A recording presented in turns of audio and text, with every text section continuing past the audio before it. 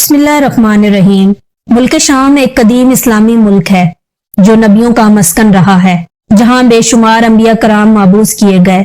اسلام کی آمد سے قبل شام سلطنت روم کے ماتحت تھا، جس کی جانب پہلا لشکر نبی صلی اللہ علیہ وسلم کے بعد حضرت ابو بکر صدیق نے روانہ کیا اور حضرت اسامہ بن زید کو لشکر کا امیر بنایا۔ آپ کے دور خلافت میں سرزمین شام کی طرف بہت سارے لشکر بھیجے اور اس طرح اسلامی گھوڑے اس مقدس سرزمین میں داخل ہونا شروع ہوئے۔ ان لشکروں میں حضرت خالد بن ولید، یزید بن ابو سفیان اور بڑے بڑے اصحاب رسول شامل ہوئے۔ حضرت عمر فاروق کے دور خلافت میں رومی سلطنت کو شکست ہوئی اور شام مکمل طور پر مسلمانوں کے زیر تسلط آ گیا۔ فتح شام کے بعد بہت سارے صحابہ نے شام کی طرف ہجرت کرنا شروع کیا اور یہاں دعوت و تبلیغ اور اسلام کی اشاعت کی ابتدا ہوئی۔ نبی صلی اللہ علیہ وسلم کی احادیث مبارکہ میں جہاں سرزمین شام کے متعلق فضائل اور خوشخبری ملتی ہے، وہیں شام کا حضرت امیر المومنین علی علیہ السلام کے خلاف ہو کر ملوکیت کی حمایت کرنا، شہادت حسین، مکہ پر حملہ اور مدینے کو لوٹنے جیسے عمل میں اہل شام کا یزید ملعون کے لشکر میں شامل ہونا تاریخ کا ایک سیاہ باب ہے، جن حقائق کی بنیاد پر اہل شام آل محمد پر ظلم کی عدالت میں مجرم ثابت ہوتے ہیں۔ حضرت عثمان غنی کے دور خلافت میں بلاد شام میں امیر معاویہ کی اثر و رسوخ بڑھتی گئی اور امیر معاویہ کے ذریعے شام میں اہل بیت کے خلاف لوگوں کو اکسایا گیا۔ مسجدوں کے منبر پر حضرت علی علیہ السلام کے خلاف تقریباً 40 سال خطبے دیے گئے۔ نتیجہ یہ ہوا کہ اہل شام نے آل محمد کو دین کا دشمن اور باغی مان لیا اور نبی کریم صلی اللہ علیہ وسلم کی ذریت کے فضائل اور مناقب کے انکاری ہو گئے۔ روایتوں کے مطابق واقعہ کربلا کے بعد جب اہل بیت کا قافلہ بیڑیوں میں جکڑے شام میں داخل ہوئے تو شامیوں نے اپنی جہالت اور بغض کی بنا پر اس قافلے پر لعن طعن کیا اور یزید بن معاویہ کی فتح کا جشن شام کی گلیوں میں منایا گیا۔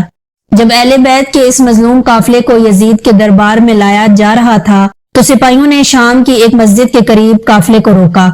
وہاں ایک شامی شخص موجود تھا جو ناصبی تھا اور اہل بیت رسول سے بغض رکھتا تھا۔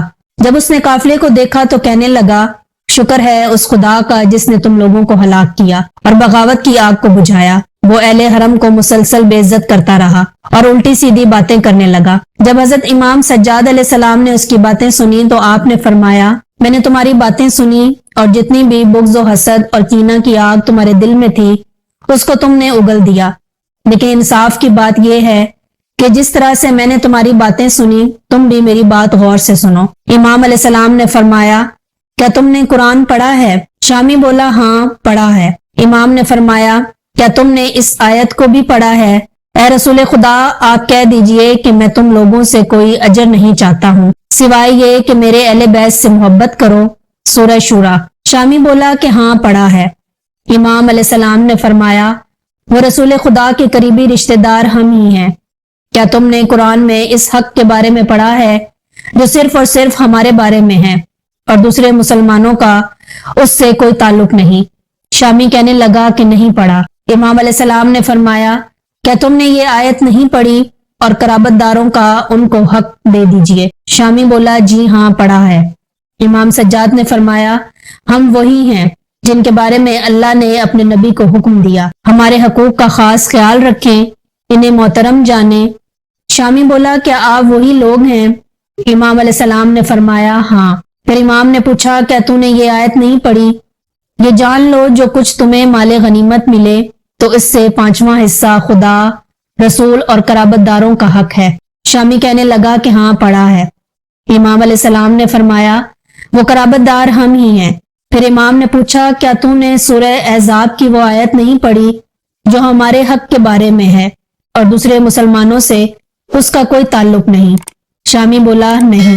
امام علیہ السلام نے فرمایا، تو نے یہ آیت نہیں پڑھی، خدا نے یہ ارادہ کر لیا ہے کہ اے اہل بیت، وہ تم کو ہر قسم کی نجاست اور گندگی سے دور رکھے اور اس طرح پاک و پاکیزہ قرار دے جو پاک و پاکیزہ قرار دینے کا حق ہے۔ سورہ احزاب۔ یہ سننا تھا کہ بوڑھے شامی نے آسمان کی طرف ہاتھ اٹھا کر 3 مرتبہ کہا، خدایا میں نے توبہ کی اور میں اہل بیت کی دشمنی سے بھی توبہ کرتا ہوں۔ بار الہی میں ان لوگوں سے بیزار ہوں کہ انہوں نے اہل بیت رسول کو قتل کیا۔ میں نے اس سے پہلے بھی بارہا قرآن پڑھا تھا مگر حقائق کے قرآن سے آشنا نہ تھا۔